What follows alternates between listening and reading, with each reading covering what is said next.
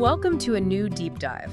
Today, we're immersing ourselves in a fascinating stack of your sources, covering, well, everything from the latest in AI and future energy to the shifting landscape of mobility and some really groundbreaking hardware. Yeah. Our mission, as always, is to pull out those essential nuggets of knowledge, those insights, giving you a real shortcut to being, truly well-informed. And it's quite a collection we've got this time. We're talking some really pivotal developments, stuff that genuinely challenges how we might perceive technology's trajectory. Oh, yeah. Yeah, and what's just around the corner. So get ready, because some of these facts and connections, they might just change how you see things a little. Okay, I'm intrigued. Let's unpack this then. Starting maybe with the landscape of AI and cloud tech. It feels like it's always evolving. Constantly. We often think of Apple as, a device company, right? iPhones, Macs. Sure. But our sources show they were exploring something really ambitious internally. Project AC/DC, Apple chips and data centers. That's a really crucial insight. Yeah, Project AC/DC. This was, well, it was pretty ambitious.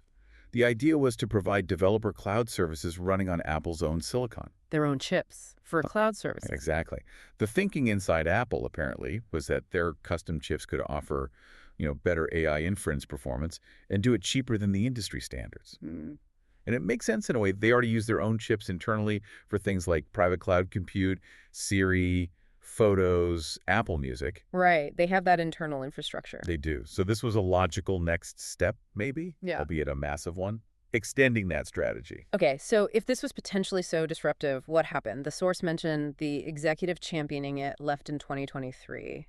What does that mean for AC/DC? Is it shelved? Well, that's the big question, isn't it? The current status is unclear. But, the fact that it even existed really underscores Apple's push for vertical integration. It's not just about cost cutting. It's about control. Total control, yeah, over the entire compute stack. They could potentially set a new benchmark for AI optimization that, frankly, even giants like AWS might struggle to match because they rely on third-party chips, right? Interesting. So it signals this deep desire for end-to-end control, even down to the infrastructure level. Precisely. It's a fascinating strategic direction. Okay, so while Apple's maybe figuring out its cloud AI path, the wider AI world is seeing its own drama, right? Particularly in the Or definitely like high-stakes musical chairs, as you said. Yeah. So Ilya Sutskever, who co-founded OpenAI, right. He's now the CEO of Safe Superintelligence. That's the startup he launched last year. And this happened because the previous CEO, Daniel Gross, he got poached by Meta. That's the report, yeah. Poached by Meta. So Sutskever steps in as CEO, and Danielle Levy, the other co-founder, becomes president. And Sutskever wants to keep it independent, despite Meta throwing huge money at AI. Apparently so. He's stated he plans to run Safe Superintelligence as an independent organization. It's a clear sign of his commitment to that specific venture, even with Meta expanding aggressively. Okay, speaking of Meta, they're also doing some interesting things with their AI chatbots, something unexpected. Internally, it's called Project Omni. They're training their AI chatbots, the ones developed with their no-code AI studio. Yeah.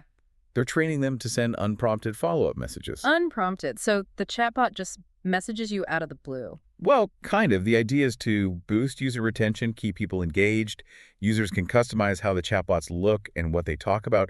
But, and this is important, these proactive messages will supposedly only happen if the user has already started some kind of interaction. Okay. So you have to talk to it first. Right. And it has to follow existing conversational guidelines. It's not supposed to just spam you. So connecting this to the bigger picture, it's about engagement, right? Yeah. Making AI tools stickier.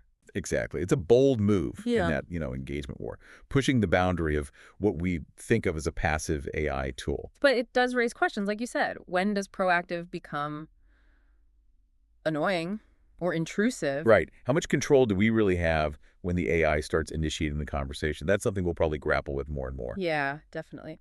Okay, let's shift slightly. We've kind of gotten used to AI getting cheaper and better every year, almost like Moore's Law, right? Yeah. That's been the assumption, a kind of Moore's Law for AI. Well, is that changing? Our sources suggest maybe it is. It looks like it might be. Yeah. That unwavering belief in costs always going down. It might be breaking. Google gave us a pretty stark example recently with Gemini 2.5 Flash. What happened there? Well, the input token price, basically the cost to feed info into the model, It doubled. Doubled, wow. And the output price, what you pay for the AI's answer, it more than quadrupled. Quadrupled. Yeah.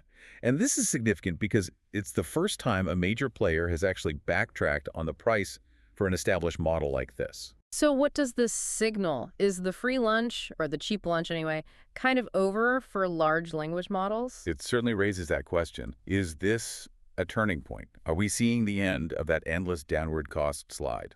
And if that Moore's law for AI is breaking, what does that mean for innovation? Does it slow things down? It could. Or maybe it forces a shift. Maybe companies start focusing more on efficiency, on building more specialized AI models, rather than just bigger and bigger, more expensive general ones. A pivot towards optimization rather than just scale. Possibly. The industry will definitely have to adapt if this trend holds. It changes the economics significantly. But, okay, for any of this AI, whether it's big or specialized, you need the hardware, serious hardware. Oh, absolutely. The demand is just incredible. And CoreWeaves is making news there. They are. They're the first cloud provider, apparently, to deploy NVIDIA's next-gen Blackwell Ultra AI chips. The Blackwell Ultra, those are the brand new ones, right? The very latest. And they're getting them in systems built by Dell. We're talking liquid-cooled systems assembled in the U.S. Liquid-cooled. Sounds intense. It is. These systems pack something like 72 of those Blackwell Ultra GPUs and 36 Grace CPUs. It's basically a supercomputer cluster in a rack, built for the most intense AI training and inference. Just shows the scale of the hardware race that's going on underneath all this AI development. Absolutely. Massive compute power is the foundation. Okay, that energy demand naturally leads us to, well, how we power everything. Let's shift gears into mobility. Electric vehicles, autonomous tech, it feels like a sector in flux right now. Definitely in flux, yeah. The latest quarterly sales reports, they paint a really mixed picture. How so? Well, for starters, get this. The electric Hummer is apparently almost outselling the F-150 Lightning. Really? The Hummer? Yeah, quite a statistic. Lucid sales are ticking up slowly as they try to ramp up production of their Gravity SUV. Yeah. Rivian got another $1 billion from Volkswagen, which is huge. Wow, another $1 billion. Yep, but their sales are still struggling. And maybe the biggest headline is Tesla facing a second straight year of falling sales after another tough quarter. A second year of falling sales for Tesla. Yeah. That's significant. It really is. It raises a lot of questions about demand, competition, the broader market. And beyond just the sales numbers, there's a big political factor impacting things too, right? Something about the IRA. Yes, that's a major headwind now.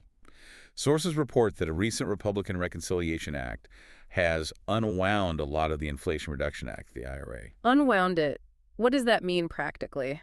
Well, for consumers thinking about EVs, it reportedly means the elimination of those federal tax credits for both new and used electric vehicles. Both, wow. And the home charger credits too. Those two, yeah.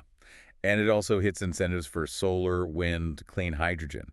It's pretty broad. So we're already seeing effects from this. We are. Like that EV startup Slate Auto, the one backed by Jeff Bezos, they apparently changed the wording on their website about their planned sub-$20,000 pickup. Because they were counting on the tax credit. Exactly. It was factored into that low price point. So, yeah, it's having direct impacts on pricing and planning already. Man, that really changes the landscape for EV adoption. Okay, switching from EVs to robots, Tesla's Optimus program also hitting some turbulence. Seems that way.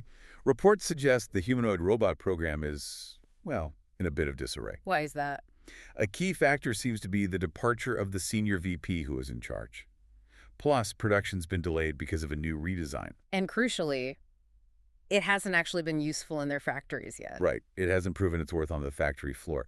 So Elon Musk's goal of making, 5,000 to 10,000 Optimus bots this year? Yeah. That's been delayed. They've told suppliers to pause orders for about 2 months. Oof. So likely a new version coming soon? Probably. They're expected to unveil a new generation Optimus at the shareholders meeting this year. We'll have to wait and see. Okay. So while EVs face headwinds and robots get redesigned, what about self-driving? Autonomous vehicles? Still moving forward. It is, yeah. And there's some interesting, maybe complex developments there, too. Like reports that Travis Kalanick, the Uber co-founder. That's the one. He's apparently working with investors to try and buy the U.S. arm of Pony AI. Pony AI, the Chinese autonomous vehicle company. Right, and Uber might even be helping make the deal happen. And Eric Mayhofer, another Kalanick ally from the Uber ATG days, is reportedly involved too. That's a complicated web. Interesting alliance. It is. And speaking of autonomy, a fun new term has popped up. Oh, yeah. MV8, Minimum Viable Autonomy Theater. Huh. MVAT. I like it. What does it mean? It refers to when companies show off the bare minimum of autonomy needed to create a narrative of progress, Yeah. even if it's not really, widely usable yet. Like a flashy demo that looks great but isn't the reality. Exactly. Like when Tesla had that Model Y drive about 15 miles from the factory to a new owner's place, Musk called it the first autonomous delivery. Right. If that was just a one-off demo, well, you could call that MVAT. It's not just Tesla, though. This kind of thing, the flashy videos, was way more common back in like 2015 during the peak AV hype. So it's about managing perception, keeping the dream alive. Pretty much. It's important for us, for you listening, to kind of see the difference between a controlled demo and real-world broad capability. Good point. Okay, quickly, before we move off mobility, any news on electric RVs or vans? That niche seems to be growing. It is. Pebble, that California startup, they've started delivering their all-electric travel trailer. Nice. And Grounded, the Detroit startup founded by ex-SpaceX folks, they delivered their first electric van, the G3. Cool. So electrification is definitely spreading into those adventure vehicle segments. Slowly but surely, yeah. More options appearing. All right, let's zoom way out now. From roads to, well, maybe the future of energy itself. Fusion power. Are we actually getting closer? It really feels like it sometimes. There have been some genuinely record-breaking results lately. Like what? Well, Germany's Wendelstein's 7X reactor. Last May, it managed to hold superheated plasma stable using magnets for 43 seconds. 43 seconds. That sounds significant in fusion terms. It is. And even better, the big GT reactor near Oxford in England.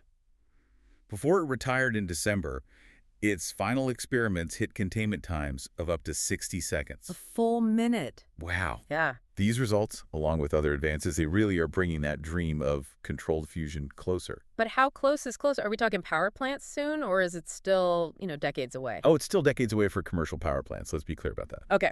But these milestones are huge. They make what used to seem like science fiction feel tangible, like a really hard engineering challenge, but one we're actually making progress on. Right. Moving from impossible to just incredibly difficult. Exactly. Okay, from the potentially infinite energy of fusion to something just visiting, an interstellar object. Yeah, astronomers spotted a mystery object. They think it came from outside our solar system. Cool. What's it called? It's designated 3I Atlas.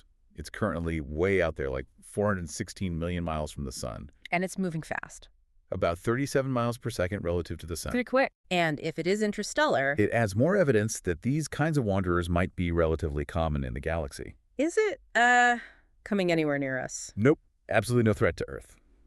Phew. Good. It'll make its closest pass to the sun around October 30th, but still be about 130 million miles away. Mm-hmm. So just a harmless visitor giving us a peek at something from far away. Fascinating. Okay, let's bring it back down to Earth, down to the code level. Something about software design. Caching. Yeah, this is a neat little insight for anyone involved in software. It challenges how we usually think about caching. Which is normally about speed, right? Making things faster. Usually, yeah. But this idea frames caching as an abstraction, not just an optimization. An abstraction? How so? Think of it as a tool to make software simpler and more reliable, rather than just faster. It's about ensuring the system always has adequate, fast access to the data it needs. So instead of just speeding up slow access, you design it so the data is already in fast storage as much as possible. Exactly. You focus on getting data into fast storage proactively. It shifts the design focus from gaming the system to building inherent stability and clarity based on functional needs. That's a really different way to think about a fundamental concept. Prioritizing simplicity and reliability through data placement. Right. It can lead to cleaner, more robust designs. Very cool. Okay, finally, let's end with a quick peek at some potential future tech we might hold in our hands. A leak. A Samsung Leak, yeah. From their latest One UI 8 software build, it seems to show animations for a trifold phone. Trifold? Like folding in two places? Looks like it. The files call it Multifold 7, but speculation is it might be named the Galaxy G Fold. And the animations show how it folds? Yeah, it looks like there are two different sized hinges. The left part folds inward, okay, and then the right part seems designed to kind of sandwich over the top of that. Huh. A Z fold, maybe? Interesting. We might find out soon. Samsung's next Unpacked event is apparently July 9th. They're expected to show the new Z Fold and Z Flip, so maybe this trifold makes an appearance too. We'll keep an eye out for that. Wow, what a deep dive that was. Yeah, we covered a lot of ground. We went from Apple's cloud ambitions and the shifting sands of AI economics. Or the cost changes. All the way to the ups and downs of EVs, autonomy, that MVAT concept. Fusion progress, interstellar visitors. Even rethinking software caching and folding phones, you really got a dense dose of insights today. It does raise a big question, though, doesn't it, for all of us?